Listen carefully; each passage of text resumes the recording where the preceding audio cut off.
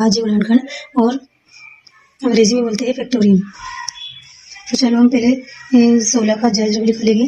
जैसे पहले इसमें देखेंगे ये 16 कौन सा अदद है जुफ्त है या ताक है, तो ये 16 कौन सा अदद है जुफ्त अदद है, तो अपन पहाड़ा भी वही लेंगे। तो पहले 16 2 से करेंगे उसकी, तो दो का पहाड़ा कितना पड़ेगी 16 आ जाए 2 2 8 16।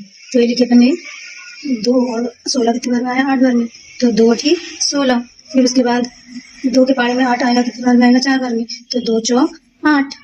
फिर उसके बाद 4 को लिए अपन ने 4 कितनी बार में आएगा 2 के पहाड़े में 2 बार, 2 दूनी 4, तो 2 यहाँ लिखेंगे और 4 यहाँ पर लिखेंगे। इसी तरीके से 2 के पहाड़े में 2 एक बार में आएगा, तो 2 एकम 2।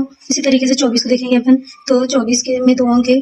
अब इसमें इसमें भी 2 का पहाड़ा लग जाएगा, तो 2 एकम 2 और 4 कितनी बार में आएगा 2 के पहाड़े में 2 बार में, तो 2 दूनी 4। फिर 2 के पहाड़े में 12 कितनी बार में आएगा 6 बार में, 2 6 12।